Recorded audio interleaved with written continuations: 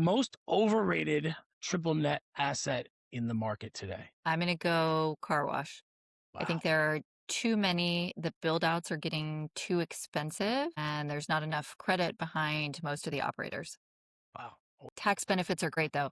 This episode of Commercial Real Estate School is brought to you by DealNav, a map-based CRM built specifically for commercial real estate. If you're tracking opportunities in Excel, notes, or random folders, DealNav puts everything in one place. Your deals, your contacts, minders, pipeline, all visualized on a map so nothing slips through the cracks. If you want to check it out, go to deal-nav.com and use the code Kyle15 for 15% off. Again, that's deal-nav.com, code Kyle15. All right, guys, welcome back to Commercial Real Estate School. My name is Kyle and Sarah, and today we are joined by somebody who lives in the triple net space, Carly Iacono. Carly, thank you for joining me. Thanks for having me. Carly, you are a senior vice president at CBRE in Saddle Brook, New Jersey. Okay.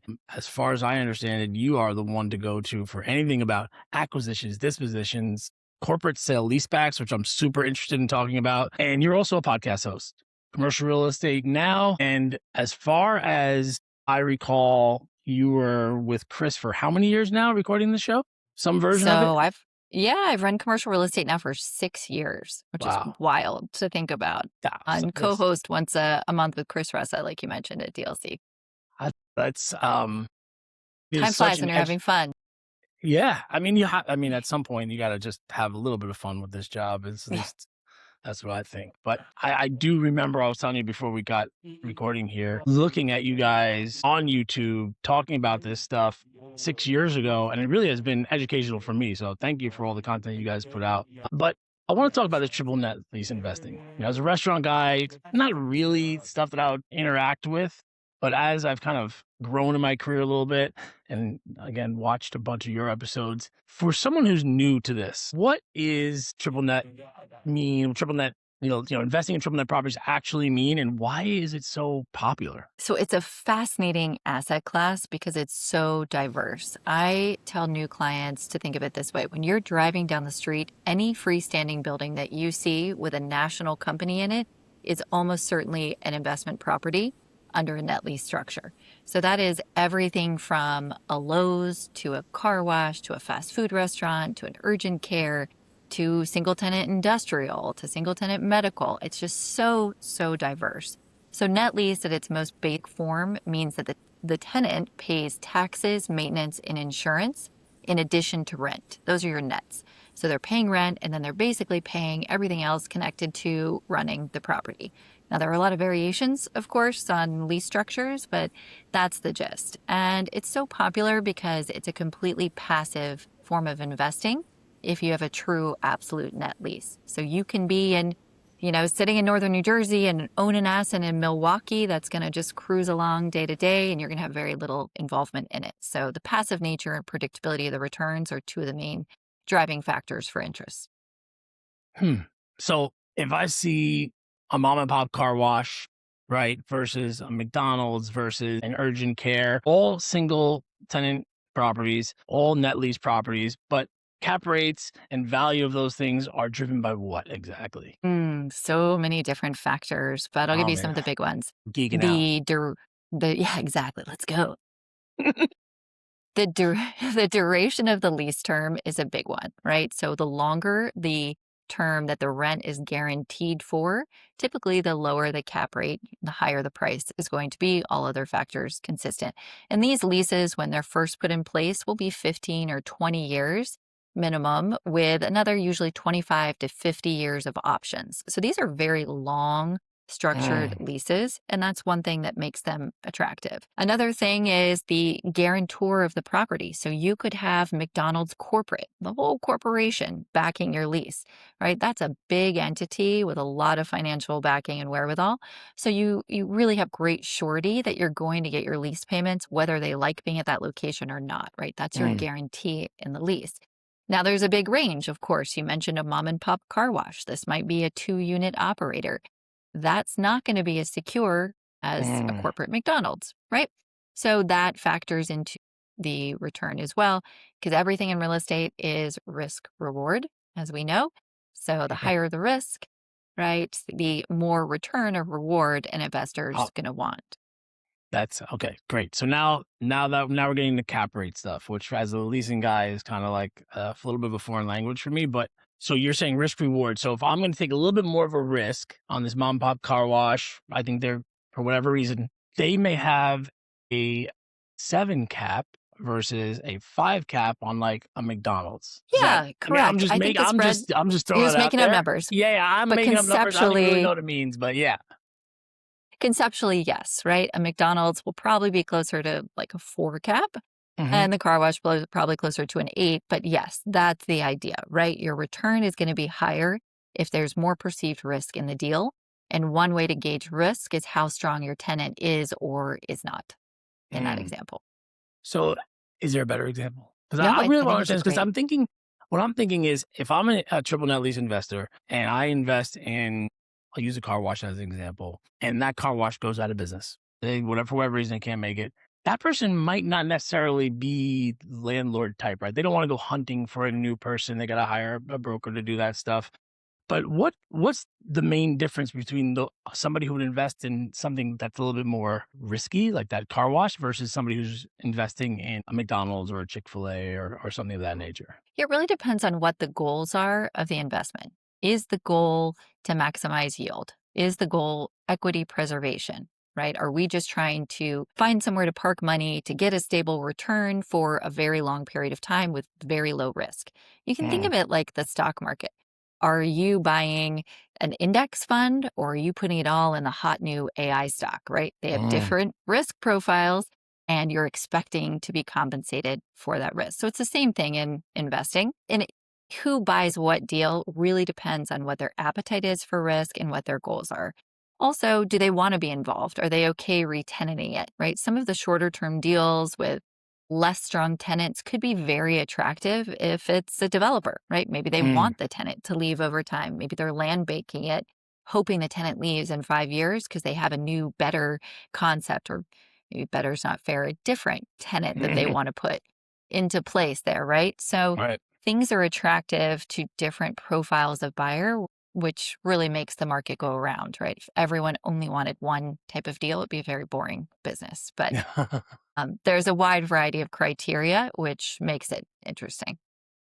So instead of like all these hypotheticals, where are cap rates right now in 2026? And are they where you expected them to be, or what's going on with cap rates right now? Yeah, that's a really interesting question because historically, net lease traded with a pretty set premium over the 10-year treasury. Right? Our assets were really tied to where interest rates are, Hmm. and they traded pretty consistently.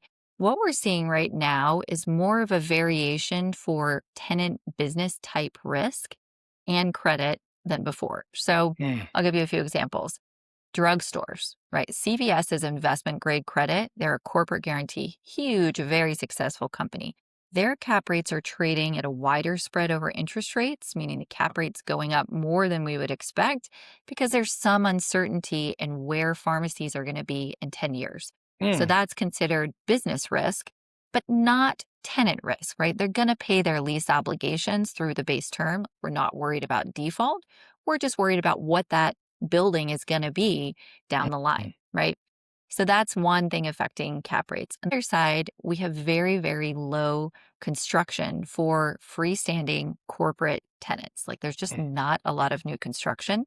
So cap rates are actually compressing, which means cap rates are going down and prices are going up for things like Wawa and Sheets and 7-Eleven, right, in the gas convenience space, mhm, because there's huge demand and not enough construction to meet demand. Tractor mm. Supply is another great example of that, right?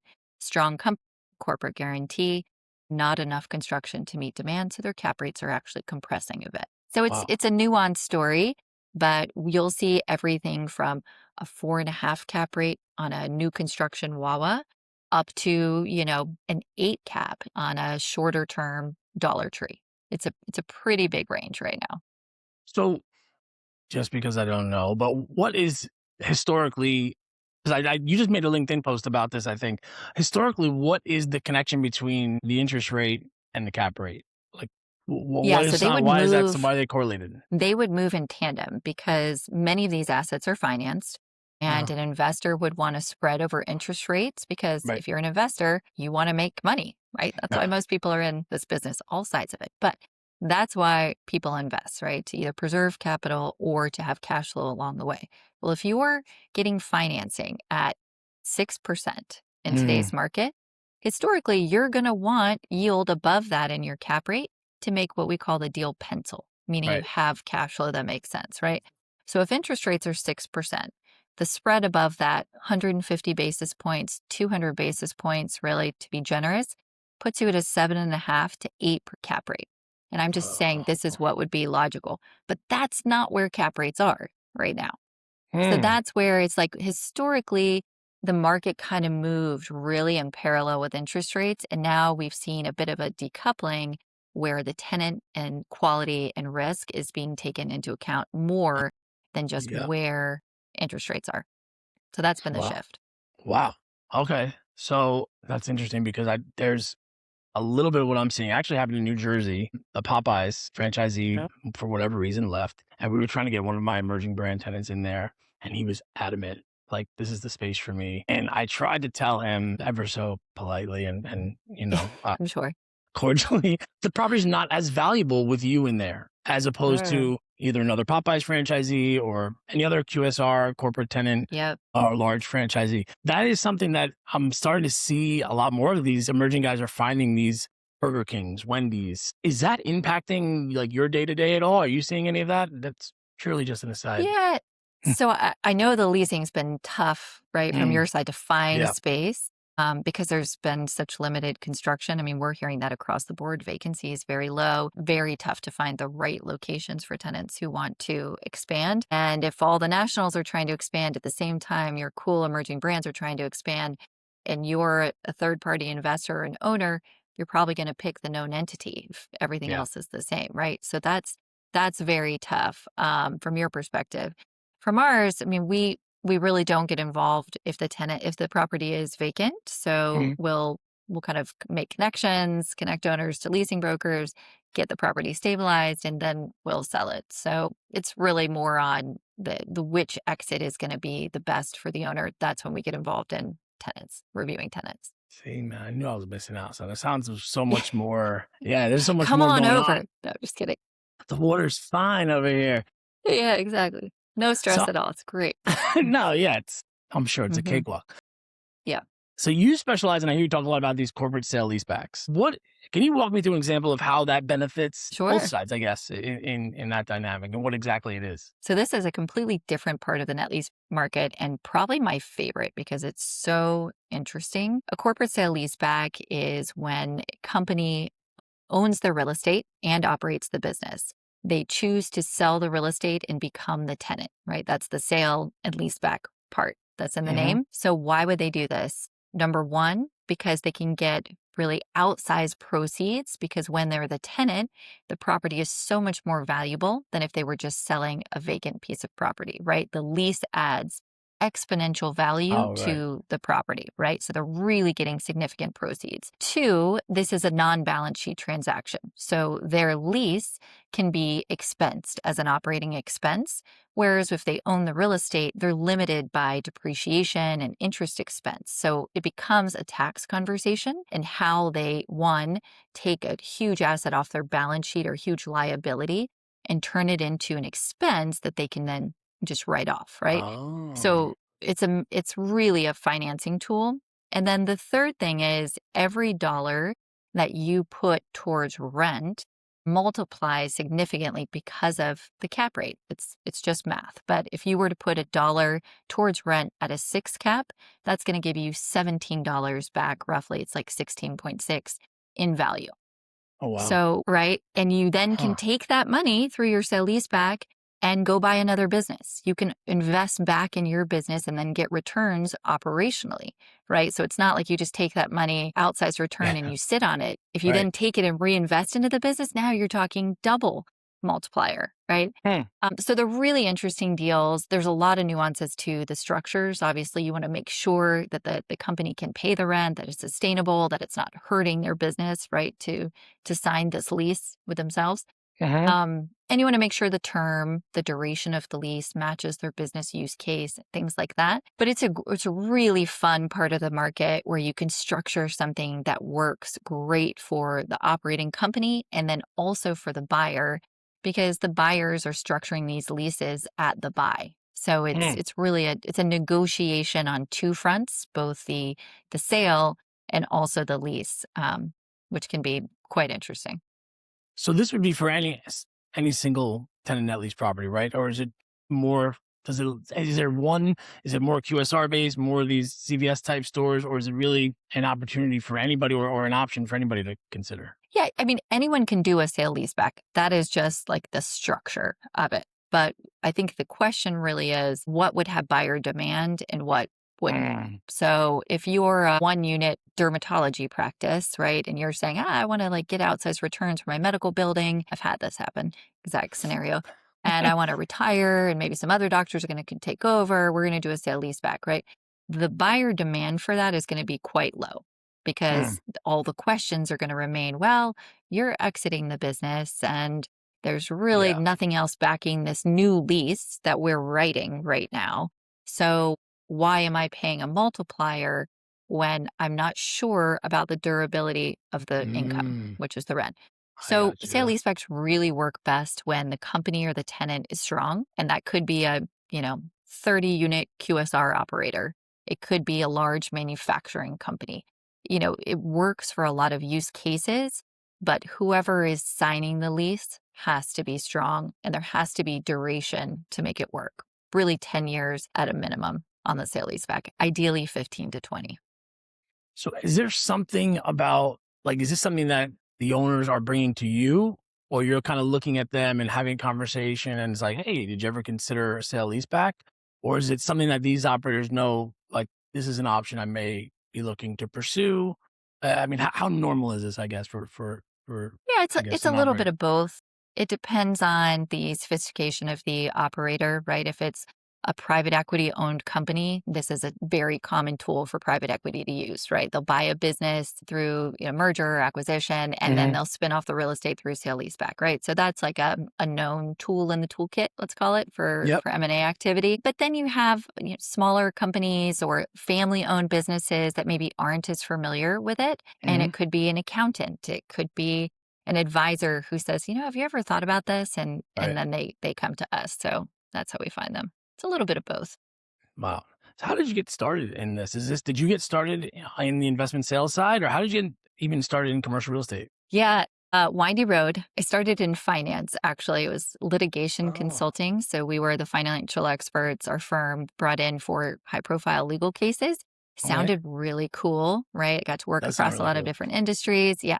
I hated it, absolutely hated it. But I was also very low on the totem pole and basically just given boxes and boxes of documents and told to enter them into Excel for days and days on end. So Mm, that lasted a year, and I was like, "Can't do this. Gotta yeah. gotta gotta be with people, right? I need to Mind sell." numbing. Yeah. Yeah, yeah, yeah, but that was my start, and then I went into residential real estate, did very well, but knew that wasn't what I wanted to do. Then I started a boat company, and sold ran that for 7 years and then sold it to Freedom Boat Club, Oh, cool. and then yeah, twisty road, right? And then realized, okay, I love real estate. I love actual assets. I love selling and people. I think commercial real estate's the right path for me. And started at my last firm then very long time ago. And been doing it ever since. So it's been a wild ride. Freedom Boat Club is like, you can go take a boat for the day and bring it back, and you have like a membership deal, right? One of those? Yeah, correct. Yeah. So Very my cool. company was called Yacht Smart, similar model, but I wanted to make some tweaks. So I started my own Oh, right cool. in New York Harbor, actually. And it was a Oh, timeshare charter business. sweet. Yeah. So I used to live in the U.S. Virgin Islands. I think there was a bit of that going on Oh, down very there. A lot cool. big boating community down there. So I Yeah. remember stuff like that. Okay, so any private investors that you're working with right now, what kind of capital are they deploying on these assets? Are they looking at, like, single one units? Are they looking at portfolios? I'm sure you have a broad range of clients, but you run of the mill investor. What are they looking at investing in one of these properties? Yeah, it's a pretty wide range. I would say everything from a $2.5 million QSR property up to, a $30 million single tenant industrial property. Mm, Home Depot is, one of the lows, like big hmm. box is kind of more on the high end of the retail side. But the most velocity in the market right now from the private client space are all cash transactions under 4 million.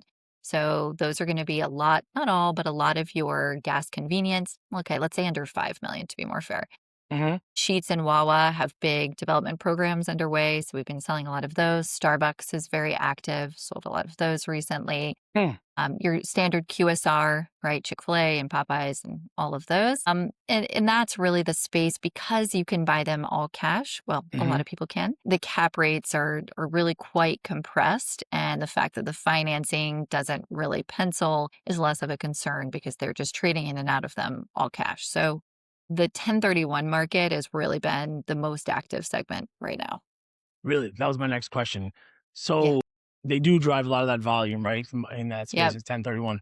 So it is very active right now. It's definitely picked up, and our capital comes typically from small multifamily and industrial trades. So families will want to get out of management intensive assets and then go into net lease, or they'll trade within net lease. Maybe they're getting towards the end of a lease term and they don't want to risk a tenant leaving. We call that rollover risk. So they'll trade into something with a longer lease. So really that's kind of the flow of capital is within net lease or trading out of a management intensive asset. And it's certainly picked up, right? Mm. We've really seen a lot of activity this year.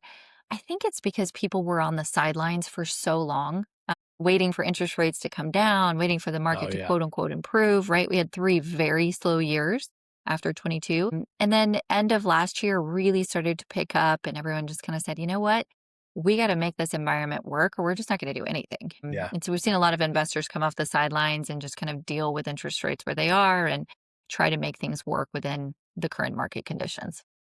Wow, interesting. Now you've done so much content on this, so the little bit of education I have is really from you. Is there a gap, I guess, that you kind of either get from the content piece or working with investors? Like, what's the education gap that you're experiencing from your day to day versus the content that you put out there, and how do you kind of like mix those two together? Because I mean, you have such a sophisticated audience. I'm assuming more sophisticated than at least definitely that I'm dealing with, I'm sure. But I guess my question is, how do you know what you're putting out there is going to stick with the people that you want to work with?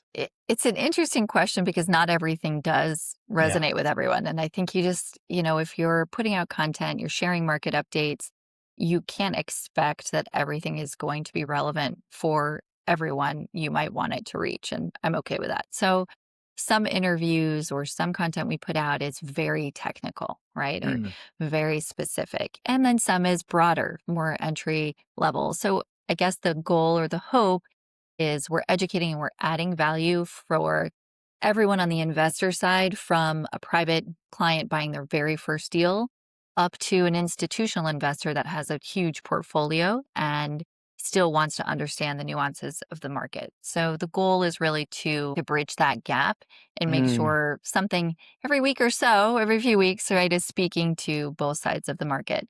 Not sure that always yeah. works, but that's the goal. All right.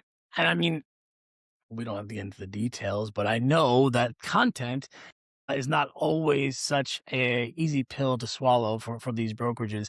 Was there a moment that you decided or together decided like, hey, like this is working. I'm gonna show you how it works. Like, how did that transpire? And I mean, how does it kind of dictate what you're gonna do tomorrow? I guess when it comes to content. Yeah, I've always approached content as adding value, like I just alluded to. So I never wanted it to be about number of clicks or number of likes or fame, right? None of that matters. To me, it was how do I add value to the investor community so that I get more visibility for my brokerage Mm, business, more deals, and have a faster path to being a trusted advisor? That's how I approached it. So I think because I've always looked at it as we're going to be straightforward, truthful, direct, and educationally based, it's easier for companies company I work at now to accept it as a Mm, credible platform because we're really here to add value to investors, not get likes, right? It's just a yeah. different mindset. And changing firms, gosh, 5.5 years ago, there was a bit of discussion around that and what is this? Why do we need it? What are you doing? Yeah, yeah. And there was a short window of oversight where everything had to be read and measured, right? Because brands, companies have their own brand too. And I Yeah. think truthfully, they need to be careful about what content their employees or 1099 employees are putting out. I think it is an important conversation to have. But then when you reach a level of understanding that this is what I'm about, this is what we're providing to the investor community, quickly became obvious that it was a win-win, right, for the company and for our team. And it's been seamless since then. That's awesome. Because so many folks give up on it because they don't get the likes. The long tail of Right. it, like I'm seeing, if I Google something or I'll find a video of yours from 6 years ago Yeah. that you're still talking about some of the stuff you're talking about now. So it's the long tail of it, I think, is what's really valuable. But so It many people takes give a up long on it. time. Yeah. Yeah, it really does. And I tell anyone who calls me and says, I want to start a podcast, I'm like, okay, how do your next like 4 years look? Like, are you Yeah. Yeah. committed? Right? Because it's really fun for 3 months. And then you're like, oh my gosh, I still have to do this. So you have to be in it. You have to be committed and you really have to understand why you're doing it, not just for fun, right? That kind of Yeah. Because if you're fizzles. in into for vanity for podcasting, Right. there's no audience here. You just feel like you're talking into a void most of the time. You're like, why am I even doing this? But yeah, it's I Or we're guess just here talking to each other. Like, who yeah, knows who's gonna yeah, listen to this, right? yeah, exactly. I know, and it could be years from now. Like it's so weird to watch. I'm not big into the analytics, but you look at something, all of a sudden, one episode from Yeah, 3 years ago just like takes off out of nowhere. So that's exactly. a whole. Have to have you on for a different episode about that. But For I know sure. you're busy, but I want to just hit you with sort of like a rapid fire kind of 5 questions, 1 or 2 sentences, and maybe some of the stuff we touched on, maybe some of the stuff we didn't. Sure. But Ready. Hold on. Do I okay, need to like loosen up here? yeah, yeah, Okay, yeah. Okay, I'm ready. most overrated triple net asset in the market today. I'm gonna go car wash. I think Wow. there are too many, the build outs are getting too expensive and there's not enough credit behind most of the operators. Wow. Weird Tax that benefits are great though. I will say that. what's the tax benefit of a car wash? Accelerated depreciation. Oh, that was my sixth question. Really, Wow. it can be a win. It can be a win. So they're not terrible, but I think it's a little hyped up. Oh, the best tenant category right now. I think there's still a lot of runway for corporate QSR. The drive-throughs are not going to go out of style. They're always going to have value as long as you have an acre, a decent parcel size, reasonable building size. I think anything with a drive-through has a lot of runway. Cap rates 1 year from now, higher, lower, or flat? I think a little bit of both, which is a very unsatisfying answer. I know. I think if rates come down, we're going to see cap rate compression continue on the best product. I think if we have any more business case risk or anything changes materially with retail, cap rates could push out in some categories. I think we might see some franchisee businesses get hurt with Mm, ongoing expense inflation, and that could be an issue and lead to some cap rate expansion for franchisee backed deals. So I think it's going to be a mixed bag. But if we were mm, just to average everything out, assuming the Fed doesn't move too much in either direction, I think they're going to be pretty flat. okay. One thing that would really shake the triple net space that you don't hear too many people talking about. I think if there was a major bankruptcy that no one's expecting, right? That and there aren't any on the horizon, so that could be a black swan event. Hmm. If there was a new tenant that came in and just started to scale really quickly, like a new idea that Mm. none of us had heard of, I think that could be, a surprise to the upside, especially if it had a corporate or strong backing to the lease. I just saw a drop. It's like nobody's in it, but it's a dry cleaner, drop off and pick up. It's not, it's like it's in Scarsdale over here, but I thought that would be a Okay. great use. Remember like those photo mat things? They were like these awful little like 200 square foot huts where you dropped your film. That's, I was like, Yes, yes. yes. So And then it's go pick something like up, that, right? That's what you're referring to, like something unique like that would be maybe something that could yeah, upend just the, like a different use case, yeah. right? Or maybe we get something to do with like returns, right? And it's just like a Amazon return kiosk that's, 500 square feet. I have no idea, right? You drive Wow. through, you hand them your stuff. Just thinking like what is increasing in scale and use and how could that become a single tenant property? Hmm. Got all sorts of concepts on this show. Are you All right. taking notes? Yeah. Right. In a Somebody's few gonna. months, you're Yeah. going to be like, so have this new business. Yeah. We're gonna see it. That's what's gonna happen. The views are gonna go up, and then somebody's gonna make a ton of money. Yeah. Good. All right. Operators or investors? Who do you enjoy working with more? No one's gonna see this. Just so you could tell anybody. No one's gonna. Okay. I'm going to be really quiet when I say Yeah. this then because Write it down. I don't want anyone to hear. No, I I really love the sale leaseback conversation with operators because I like solving multiple problems, right? I like structuring the lease that works for our buyers, right? On the Hmm. institutional side, which is typically who buys sale leaseback. And I like solving a problem for an operator, whether that be capital to expand, to grow the business, whatever it is, pay down debt, be more profitable. So I think that structuring of those types of deals is probably my favorite because it's the most interesting. And then I will say one other piece. I love working with legacy families, the family offices, just Oh yeah. family ownership through generations, because by the end, you know all of their dynamics and you're almost part of the family, right? If done well in some cases. And it's very rewarding to help them kind of on their estate planning and their Oh wow. intergenerational That's things. really So cool. Yeah. I that's fun never even too. thought about that. Yeah. All right, awesome. Well, thank you for your time. This is tremendous. I'm going My to go back and pleasure. listen to this to absorb everything that you said. So, for anyone looking to work with you, sell leaseback questions, any of the things you touched on today, what's the best way to get a hold of you? You can just Google my name and reach out on your favorite platform, LinkedIn. It's good. Email, phone, and any of it's fine. The podcast is Commercial Real Estate Now, and hopefully, I am very easy to find. Carly Iacono. Just type in my name, and Yeah, I should pop up. type in NNN into YouTube. That would be my suggestion. That's where you're going to Mm, find a lot of better come up. content for you, and I'm probably the best way to find you. Or I could just walk into an Orange Theory class. Maybe you'll find you Yes, over there. We talk about that my in new between new obsession. Good everything times. else. Yep, Awesome. Well, thank you so much. Always great catching up with you. And that's it. that's a wrap. That's a Kyle, wrap. thank you so much. You're a Yeah, of course. fantastic host. I appreciate the time. It was great to see you. Great to see you as well.